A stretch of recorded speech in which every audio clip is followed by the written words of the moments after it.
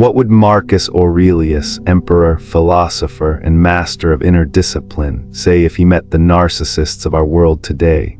Those who twist truth, demand admiration, and drain the energy of everyone around them. You already know how deeply their presence can wound you. Perhaps you've worked for a boss who thrived on manipulation, or loved someone who cared only for themselves, leaving you questioning your worth. Their shadows linger in your mind long after the encounter ends, but this is not a story about blaming others. It is about reclaiming the strength that has always been yours. The Stoics never taught you to flee the world or wage endless battles against difficult people. Instead, they showed you how to master your own mind so no one, no narcissist, no manipulator, no betrayer could steal your peace. In this journey, you'll see how Stoic wisdom blends with modern psychology to expose the fragile core of narcissism, and more importantly, to give you the tools to walk through life untouchable, unshaken, and free. This is the Stoic way of dealing with narcissists, Marcus Aurelius' secret to unshakable calm. Part 1: The Silent Enemy, Narcissism in Our Time. Everywhere you turn today, the word narcissist seems to appear. It lives in headlines, in conversations between friends, in countless articles across social media. You may even have caught yourself whispering it in frustration about someone in your life, and yet, despite the word's popularity, few truly understand the depth of what it describes. Narcissism is not just vanity, not just a hunger for praise. It is a way of being, a desperate, fragile posture in which someone builds an entire identity on how others perceive them, while fearing the collapse of that facade at every moment. In the modern world, narcissists thrive. Social media rewards self-promotion, workplaces elevate the bold and ruthless, and relationships can fall prey to those who know how to charm while hiding emptiness within. The narcissist seems powerful, but you must look closer. Beneath the surface lies fragility, insecurity, and often deep pain. Modern psychology has shown that narcissistic traits often emerge from wounds left unhealed, trauma, neglect, or a lack of unconditional love. What you see as arrogance is often armor. What you experience as manipulation is often desperation disguised as control. But the Stoics would not use clinical terms. Marcus Aurelius, writing almost 2,000 years ago, did not label people with personality disorders. Instead, he described what he saw in plain, piercing words: arrogance, deceit, envy, and ignorance. To Marcus, these were not monsters, but souls sick with misunderstanding. He understood that people act out of blindness, not out of true strength. And so he reminded himself each morning, today I shall meet them, not with shock, not with hatred, but with the calm recognition that such people have always existed and always will. Imagine Rome in Marcus' time. Senators plotting behind closed doors, courtiers flattering him to his face while undermining him in whispers, soldiers craving glory at the expense of discipline. Narcissists are nothing new. Their costumes change, togas then, designer suits now, but the core is the same: a hunger for validation, a fear of irrelevance, a desperate need to control how others see them. This is where your challenge begins. You may feel tempted to call the narcissist your enemy, to wish for their downfall, to spend your energy plotting how to expose them. But Marcus would ask you a different question. Not how do I destroy them, but how do I live wisely among them? Because the truth is, you cannot purge the world of narcissists. They walk in every era, in every city, in every family. What you can do is learn to walk among them without losing yourself. Consider the life of Princess Diana, who lived under the blinding gaze of cameras and the manipulations of powerful figures. She once said, "I wear my heart on my sleeve," surrounded by individuals who often valued image over authenticity. She suffered deeply, yet she chose compassion as her response. Rather than becoming cold or vindictive, she used her visibility to champion causes like landmine victims and AIDS patients. She refused to let the narcissism around her dictate her character. Her life reminds you of a core Stoic truth. The measure of your strength is not how you react to toxic people, but how you remain rooted in your values despite them. So when you meet narcissism, whether in the boardroom, across the dinner table, or even in the mirror of your own insecurities, you are not powerless. You are facing a test that every philosopher before you has faced. The question is not whether narcissists exist, they always will. The question is whether you will allow their sickness to infect your spirit, or whether you will choose, as Marcus did, to live above the noise. Part 2. Marcus Aurelius warning: expect difficult people. Marcus Aurelius began his meditations not with lofty theories, but with a simple, practical exercise in preparation for life's trials. When you wake up in the morning, he wrote, tell yourself, today I shall meet with the busybody, the ungrateful, the arrogant, the deceitful, the envious, the unsocial. It was not a complaint nor a resignation. It was a training of the mind. A reminder that the world will present obstacles in the form of people, and that to be surprised by this is to be unprepared.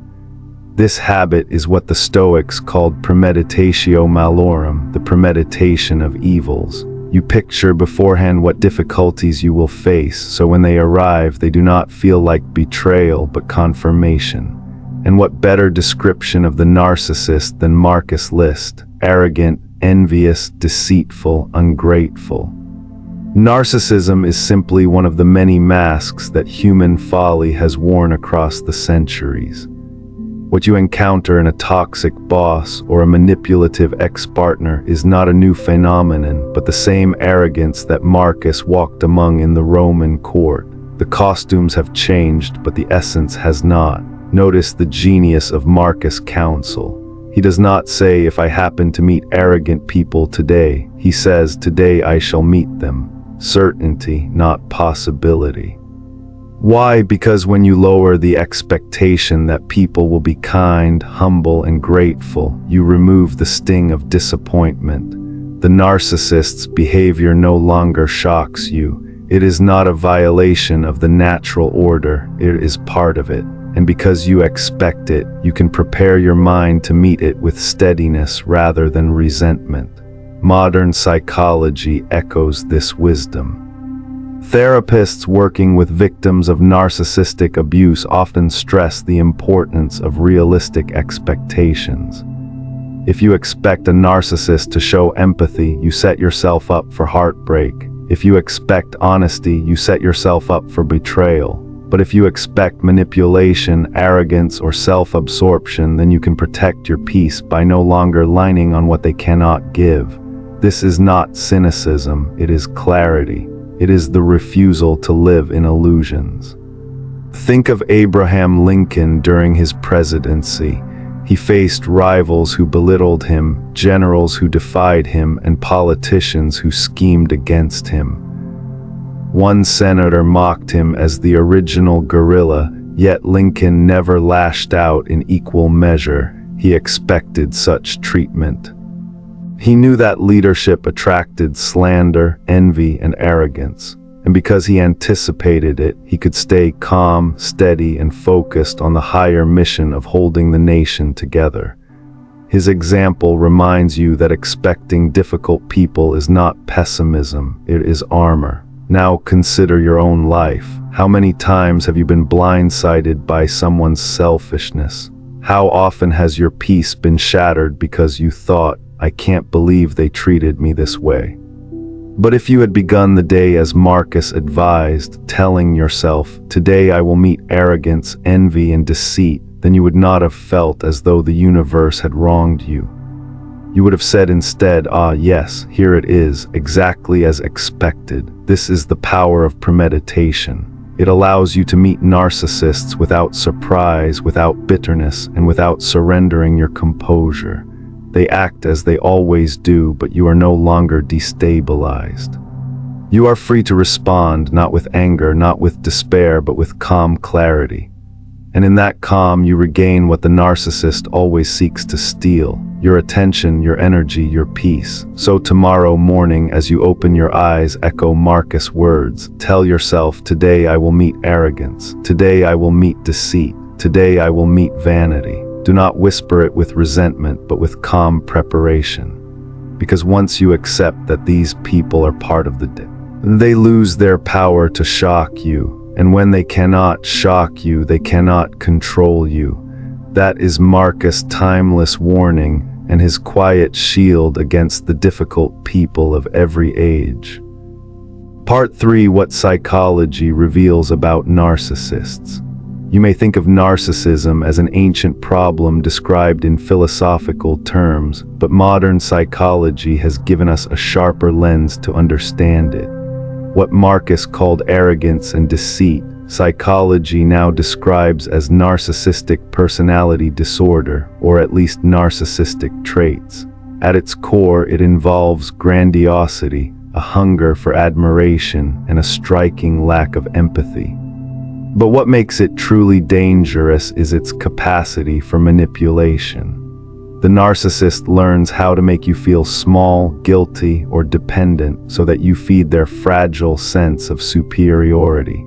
On the surface, the narcissist appears powerful, confident, untouchable, but psychology tells another story. Behind the mask of grandiosity lies fragility. Researchers describe what is called the narcissistic wound, an early experience of rejection, neglect, or inadequacy that the narcissist spends a lifetime trying to hide. Their arrogance is armor, their cruelty is defense. The Stoics understood this long before the term existed. For Marcus, arrogance was never a sign of strength, it was evidence of weakness, of a soul that did not understand itself. He would remind you that no truly wise person needs to dominate others because wisdom is its own security. This is where Stoic practice meets modern psychology with clarity. The narcissist's survival depends on reaction. They provoke you to explode so they can feel superior. They guilt you into apologizing so they can feel powerful. They bait you into defending yourself so they can remain the judge. But Stoicism whispers a simple truth: control your response and you break their grip. Epictetus said, "It is not things themselves that disturb us, but our opinions about them."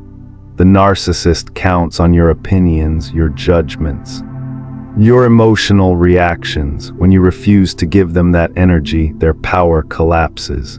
This is not easy. Narcissistic abuse leaves real scars. Victims often report feeling as though they are losing their sense of reality, a phenomenon psychologists call gaslighting. Your memories are twisted, your words denied, your worth questioned until you begin to doubt yourself. Here, Stoic wisdom becomes more than philosophy, it becomes survival. By holding fast to what is in your control, your thoughts, your values, your integrity, you anchor yourself against the storm. You remember that the narcissist's distortion does not define you. As Seneca wrote, no man is crushed by misfortune unless he has first been deceived by prosperity. Likewise, you are not crushed by narcissists unless you first deceive yourself into believing their lies. Consider Serena Williams, one of the greatest athletes in history. Throughout her career, she faced critics who downplayed her achievements, judges who made unfair calls, and media voices quick to twist her every word. Many sought to provoke her, to label her as angry or unworthy, but she learned again and again that the true contest was not simply on the court, but in her ability to remain composed in the face of provocation. She did not allow her critics to define her story. Like a Stoic, she understood that her response was her power. So how does this apply to you? When you encounter narcissists, remind yourself they thrive on the energy you give them. If you argue, they feel victorious. If you defend yourself endlessly, they feel important. If you beg for fairness, they feel in control. But if you respond with calm, with silence, with measured words, you deprive them of fuel. You reveal the fragility behind the facade, and in that moment you take back what is yours, your clarity, your dignity, your peace. In truth, psychology and Stoicism meet in the same conclusion.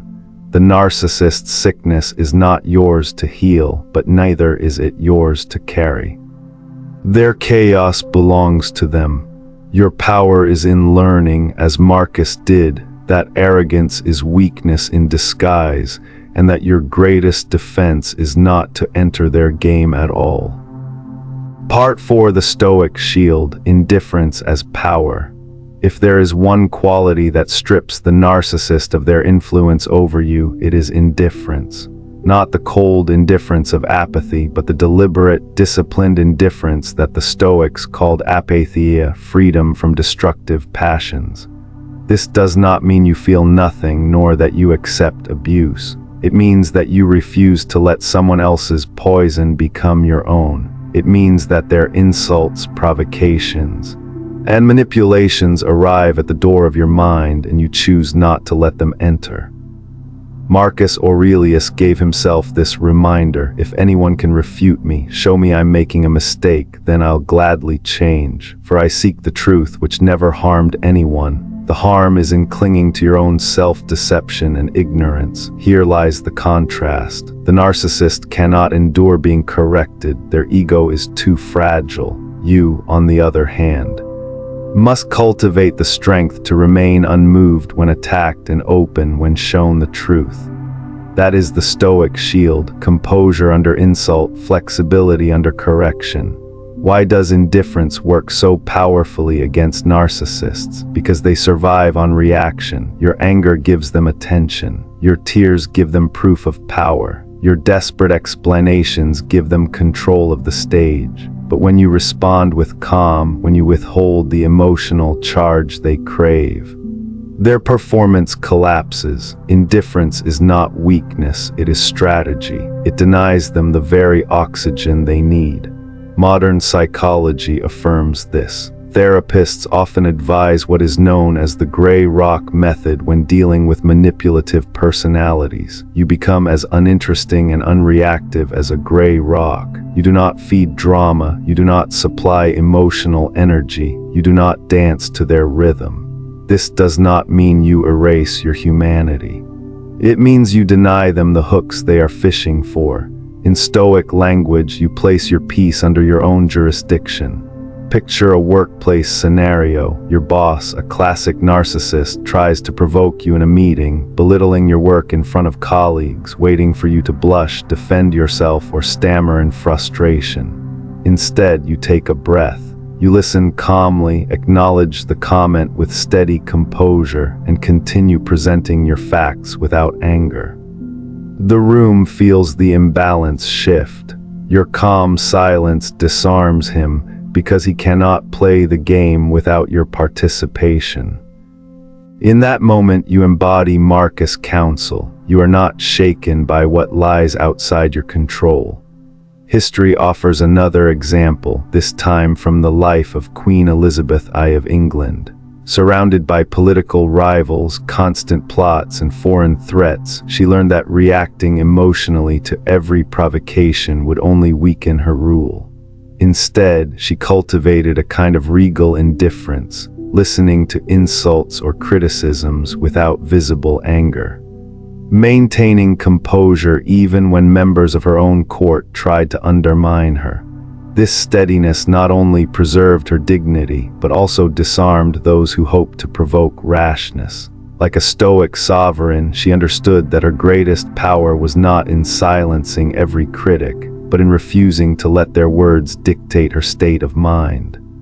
Your practical takeaway is clear. When confronted with a narcissist's bait, pause. Do not rush to defend yourself. Do not waste energy proving your worth. Do not be tricked into outrage. Instead, cultivate a steady indifference. Ask yourself, is this within my control? If the answer is no, then refuse to let your peace be disturbed. The narcissist may shout louder, grow more desperate, or escalate their performance, but you remain unshaken. This is not passive resignation, it is active strength. It is the shield of indifference, polished by discipline. Raised not to hide behind, but to walk through life untouchable. You will find with practice that nothing frustrates a narcissist more than your calm refusal to give them what they seek. And in that refusal, you rediscover what Stoicism has always promised, the quiet, unbreakable freedom of a mind that belongs to itself. Part 5: View from Above, Shrinking the Narcissist. One of the most powerful exercises Marcus Aurelius practiced was what philosophers call the view from above. It is the simple yet radical act of imagining yourself rising above the earth, seeing your life as a tiny part of a vast whole. From a higher vantage point, the dramas of daily life shrink. The insults, the betrayals, the manipulations, they appear smaller, lighter, almost laughable when compared with the sweep of eternity. Imagine yourself looking down from a great height. You see your city, then your street, then the very room where you sit with that difficult person. From above, how small their gestures look, how insignificant their performance. This was Marcus' way of reminding himself that the egos of men, whether senators, generals, or courtiers, were nothing more than passing sparks in an infinite universe. He wrote, Alexander the Great and his mule driver both died, and both were absorbed back into the same earth. With these words, he reminded himself that power, vanity, and arrogance all dissolve into the same soil. The narcissist thrives on making their world feel large and central. Their drama seeks to fill your entire field of vision, to convince you that their approval, their games, their moods are everything. But the view from above robs them of this illusion. When you zoom out, their power shrinks. Their grandiosity looks pitiful against the stars. Their insults sound faint against the silence of centuries. You are no longer trapped in the theater of their ego, you are standing outside it, looking down at a play you do not have to join. Modern psychology offers a parallel.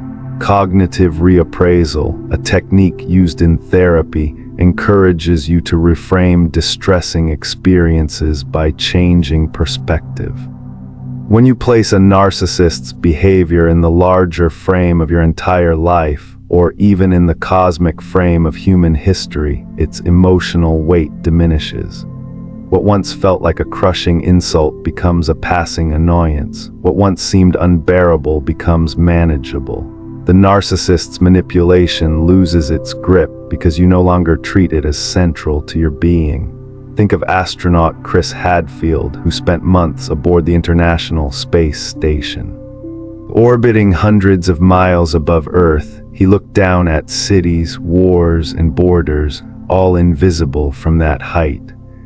From space, the struggles and egos that consume so much energy on Earth appeared almost laughably small.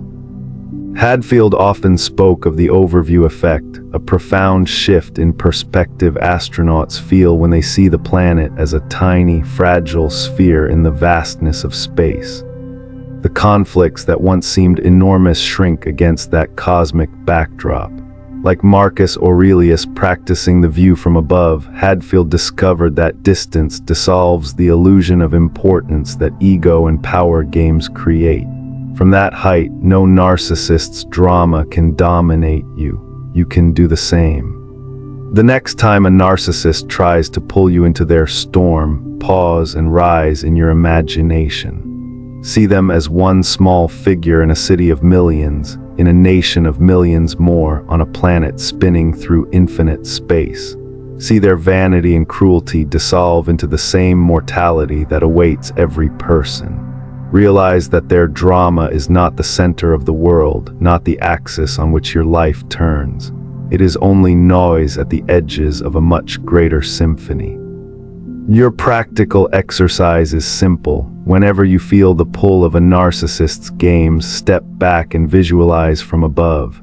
Remind yourself this too will pass. This person, like me, is mortal. Their arrogance will vanish as all things do. In that shift of perspective, you take back your sense of proportion. You remind yourself that the universe is vast and no single person's ego deserves to consume your peace.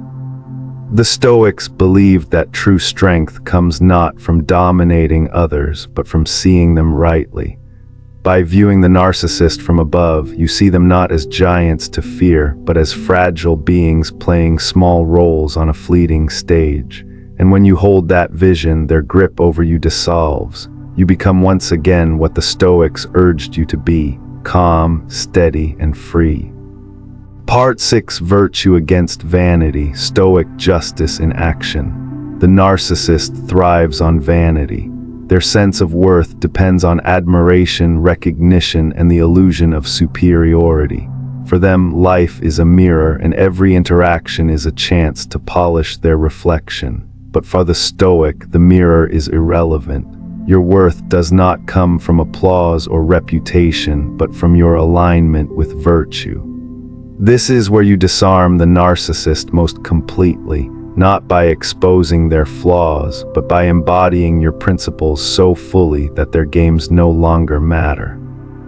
Marcus Aurelius gave himself this command: waste no more time arguing what a good man should be. Be one. The narcissist argues endlessly, twisting words, manipulating appearances, hungering for recognition as good, brilliant, superior. But you are freed from that endless chase. You are not here to be admired, but to live with justice, courage, temperance, and wisdom, the four virtues that Stoicism held as the highest standard. These are not abstract ideals, they are weapons of clarity in a world clouded by vanity. Justice is your refusal to join in cruelty, even when wronged. Courage is your willingness to remain steady under manipulation. Temperance is your discipline to hold your tongue when provoked. Wisdom is your ability to see through the mask and recognize weakness hiding behind arrogance. When you live by these virtues, you expose the narcissist not by accusation, but by contrast. Their vanity looks small beside your integrity. Their games appear childish beside your composure. Modern psychology adds a confirming insight. Research shows that people with strong core values are less susceptible to emotional manipulation. When you know who you are and what you stand for, it becomes harder for anyone to gaslight you into self-doubt. Narcissists feed on insecurity, but they starve in the presence of grounded identity. The Stoics, centuries before psychology, knew this. They taught that virtue is the only true good, and once you hold that truth, no insult or manipulation can take it away. Think of Rosa Parks, the quiet seamstress who one evening in Montgomery refused to give up her bus seat to a white passenger. She did not shout, boast, or seek applause. In fact, she was soft-spoken by nature, not the kind of person who craved attention. Yet in her simple act of grounded integrity, she revealed the vanity of those who clung to racial superiority. The system tried to belittle her, to dismiss her as insignificant, but her refusal to abandon justice became an unshakable stance. Parks showed that true power lies not in appearances or titles, but in the unwavering alignment of action with principle. Her quiet virtue exposed the arrogance of her opponents far more effectively than argument ever could. Now consider your own encounters. Perhaps a narcissistic partner tries to draw you into endless arguments, where the goalposts always shift and the truth is always bent, or a manager basks in false credit while quietly demeaning your efforts. If you fight them on their terms, you lose because you are stepping into their theater. But if you live by virtue, remaining calm, honest, disciplined, you win in a deeper way. You show yourself that your worth does not hang on their recognition. You prove that your life is measured not by applause, but by the integrity of your actions. Here lies your practical path. The next time you feel pulled into a narcissist's orbit, pause and ask, what does justice demand here? What does courage look like? How can temperance guide my tongue? What wisdom applies in this moment? Let those questions ground you. The answers will not always mean silence. Sometimes justice requires you to speak. But whatever your choice, it will come from a place of virtue, not from the narcissist's bait. The Stoics knew that vanity is a bottomless hunger. You cannot outshine the narcissist in their own game, but you can live above it, rooted in the only standard that matters, the standard of virtue. And when you do, their vanity shrinks while your character becomes untouchable. This is Stoic justice in action, not a courtroom verdict, but the daily verdict of your own soul. Part 7. Living Examples. Great Leaders Who Faced Narcissists. Theory can guide you, but examples anchor you. It is one thing to read Marcus Aurelius telling himself not to be disturbed by the arrogance of others. It is another to see a real person living that wisdom in the face of cruelty, vanity, and manipulation. When you study the lives of those who stood tall against narcissists without becoming like them, you begin to believe that you too can do the same. Mahatma Gandhi offers you one of the clearest lessons. When he confronted the British Empire, he was not just up against raw political power. He was facing officials who dripped with arrogance, convinced of their superiority, and determined to manipulate him into silence. They called him naive, they mocked his appearance, and they believed that his philosophy of non-violence was weakness. But Gandhi refused to grant them the fuel they craved. He knew that outrage and retaliation would only feed their vanity. Instead, he responded with patience, silence when necessary, and a steady adherence to principle. His restraint turned their arrogance into a weapon against themselves. The more they underestimated him, the stronger his moral position grew. Gandhi embodied the Stoic principle that the best answer to insult is dignity. Václav Havel, the Czech playwright turned statesman, gives you another model. He lived under a regime that thrived on narcissism, leaders who demanded worship, punished dissent, and cloaked themselves in a false grandeur. Havel was imprisoned, humiliated, and pressured to conform, yet he refused to bow. He continued to write, continued to hold to truth, even in the smallest acts of defiance. His calm dignity exposed the fragility of those who tried to dominate him. When freedom eventually came to his country, it was Havel's humility and integrity, not the bluster of the regime, that history remembered. He proved that even against towering egos, the strength of character shines brighter than vanity. In the world of art, you find Frida Kahlo. She endured betrayal, pain, and relationships clouded by narcissism. The temptation to collapse into bitterness or to lash out in self-destruction must have been immense. Yet Kahlo chose another way. She transformed her suffering into creation. Her silence into voice, her private struggles into universal symbols of resilience. She did not need to outshine or humiliate those who hurt her. Instead, she revealed their smallness by showing her depth. Kahlo demonstrated the Stoic insight that what matters most is not what others do to you, but what you create from it. Then there is Abraham Lincoln, who led in an age of venomous politics. His presidency was surrounded by rivals, critics, and narcissists who sought to undermine him at every turn. Many underestimated him, sneering at his plain appearance and humble background. Some in his cabinet tried to manipulate him, hoping to bend him to their will. Yet Lincoln remained steady. He did not waste himself in petty quarrels, nor did he let his ego swell in response to theirs. Instead, he held to the larger purpose, the preservation of the Union and the end of slavery.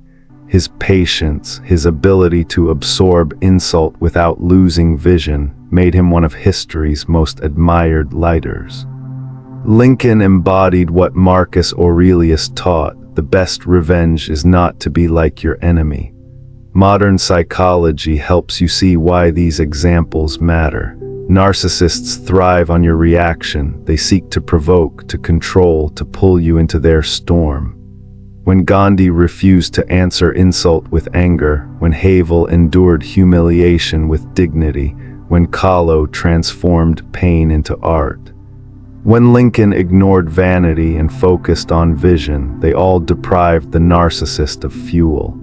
This is more than Stoic idealism. It is psychological strategy. To deny the ego its audience is to weaken it. You can imagine how these figures must have felt: the sting of ridicule, the frustration of being underestimated, the temptation to lash out. Yet they resisted, and by resisting, they became larger than the forces against them. This is the paradox the Stoics understood. Strength is not in the noise of your ego, but in the quiet discipline of your soul. The lesson for you is clear. You do not fight arrogance by becoming arrogant yourself. You do not defeat narcissism by sinking into the same swamp. You rise above it by embodying something different: dignity, patience, resilience, and vision. Gandhi, Havel, Kahlo, and Lincoln stand as living Stoics, even if they never called themselves by that name. They prove that calm can outlast cruelty, that humility can defeat hubris, that silence can echo louder than vanity. And when you remember their examples, you will know you too can face the narcissists in your life without losing yourself. Part 8: Practical Stoic Exercises for Narcissistic Encounters. Knowing philosophy is one thing. Living it when you stand face to face with a narcissist is another. In those moments, your chest tightens, your mind races, and you feel an almost irresistible pull to defend yourself or lash back. That is precisely when Stoicism proves its worth, not as abstract theory, but as a daily practice, a discipline that prepares you before the storm arrives. You cannot control the narcissist's behavior, but you can train your mind so that their words and actions lose their sting. One of the most powerful Stoic exercises is the dichotomy of control. Epictetus reminded his students again and again, some things are up to us, others are not. You cannot decide whether a narcissist will gossip, criticize, or boast. You cannot rewrite their personality, but you can decide how you respond. This simple shift, separating what belongs to you from what belongs to them, creates an inner shield. The next time someone tries to provoke you, take a breath and remind yourself, their vanity is theirs, my response is mine. That quiet moment of clarity can break the cycle before it begins. Another practice is premeditatio malorum, the premeditation of evils. Marcus Aurelius began his days reminding himself, today I will meet people who are meddling, ungrateful, arrogant, dishonest, jealous, and surly. He wasn't being pessimistic, he was being prepared.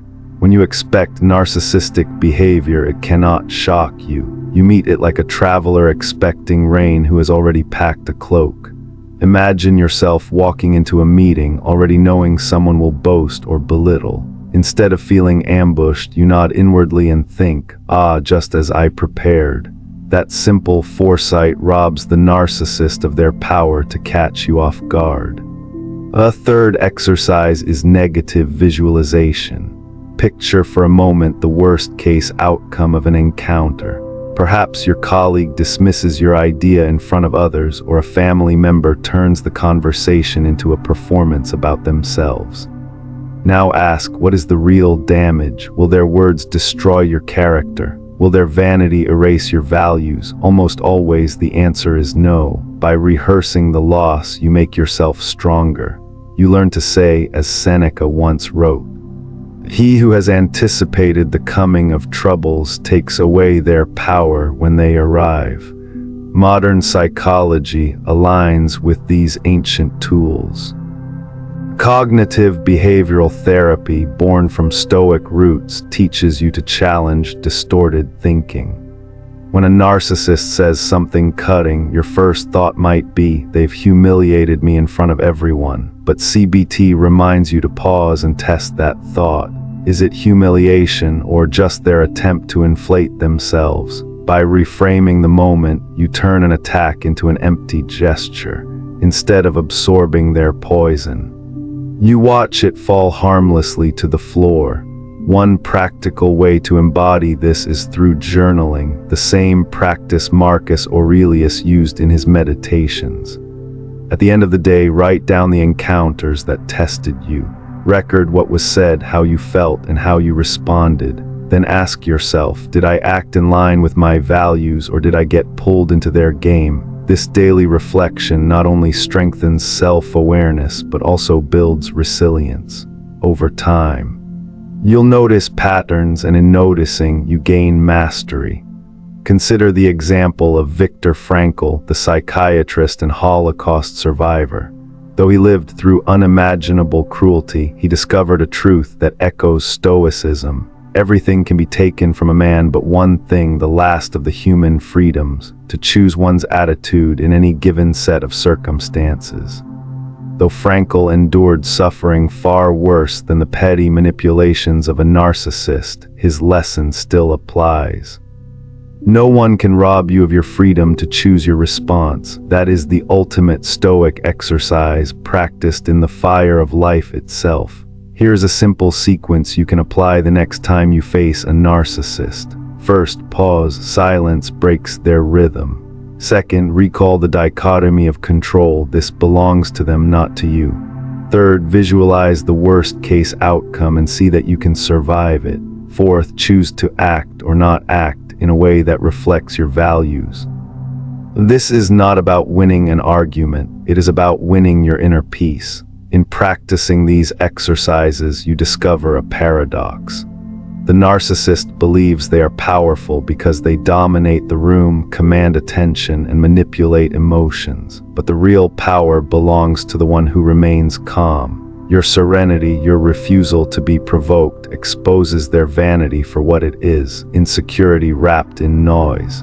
You leave the encounter not drained but strengthened. Because you have proven to yourself that no one's arrogance can dictate your peace. The takeaway is this: philosophy is not a shield you put on only when attacked. It is a discipline you practice daily so that when the time comes, your calm is not forced but natural. The narcissist expects you to react. Instead, you surprise them and yourself by responding with silence, perspective, and dignity. That is the Stoic way. Part 9. Building boundaries without bitterness. It is one thing to endure a narcissist's arrogance with composure. It is another to build the kind of life where their reach no longer dictates your peace. This is where the Stoic practice of boundaries comes in. The challenge is not only to protect yourself, but to do so without turning bitter, without becoming hardened or cynical. Because the danger of dealing with narcissists is that they can twist you into a mirror of their own resentment if you let them. Stoicism offers you a different path, firm boundaries combined with an unshaken spirit. Marcus Aurelius put it plainly: the best revenge is not to be like your enemy. To build boundaries without bitterness means precisely this. You refuse to become cold, vengeful, or petty. You hold your line with strength. But you do not let hatred or malice poison your soul. In practice, this means knowing where your responsibilities end and theirs begin. You cannot make them see reason. You cannot force them to listen or care. But you can decide how much access they have to your time, your emotions, and your life. From a psychological perspective, boundaries are not walls but filters. A wall shuts everything out. A filter allows what nourishes you to flow in while keeping what is toxic at bay. Many people fear setting boundaries because they worry it will seem cruel. But boundaries are not acts of cruelty, they are acts of clarity. They are statements of self-respect that say, this is what I will allow and this is what I will not. When you articulate that clearly both to yourself and others, you step out of the cycle of manipulation. Consider the example of Maya Angelou. Throughout her life, she encountered people who tried to diminish her voice, control her. or take advantage of her kindness, but she was unapologetic about setting boundaries. She once said, "Never make someone a priority when all you are to them is an option." That is the essence of Stoic boundaries, not closing yourself off to love or kindness, but refusing to give your energy to those who consistently disrespect it. Angelou remained generous, creative, and full of warmth, but she was also fiercely protective of her dignity. She teaches you that boundaries do not diminish compassion, they preserve it. Practically, this might mean limiting contact with a narcissistic family member, refusing to engage in pointless arguments with a colleague, or even choosing silence instead of endless defense. Every time you draw a line, you affirm your worth. The bitterness only creeps in when you confuse boundaries with punishment. But Stoicism teaches you that your role is not to punish the narcissist, it is to protect your peace. Let them live as they choose, your task is to live as you choose. The Stoic practice of apatheia, a state of equanimity, does not mean you stop caring. It means you stop being controlled by the extremes of anger or fear. When you set boundaries from this place, you do so calmly, without venom. You can say no without shouting. You can walk away without slamming the door. This restraint may frustrate the narcissist, who thrives on emotional chaos, but it strengthens you. For what could be more powerful than to deny someone the drama they crave? Modern psychology echoes this wisdom. Research on assertiveness training shows that the most effective boundaries are delivered firmly but without aggression. When you express your limits calmly, you communicate confidence rather than hostility. This is the psychological equivalent of Marcus Aurelius's counsel. Be like the rock against which the waves crash, yet it stands firm and the raging of the sea falls still around it. Your calm boundary is that rock. Here's a practice you can try. Before an encounter, write down one clear boundary you wish to uphold. Perhaps it is, "I will not respond to personal insults," or "I will leave the room if the conversation becomes manipulative." By naming the boundary ahead of time, you remove the ambiguity that narcissists thrive on. You prepare yourself to act, not react, and when the moment comes, you enforce it, not with anger, but with quiet certainty. You may be tempted to think that setting boundaries will make you cold, that it will reduce your ability to connect with others. But the opposite is true. By filtering out the noise of manipulation, you create space for authentic relationships, for people who truly respect you.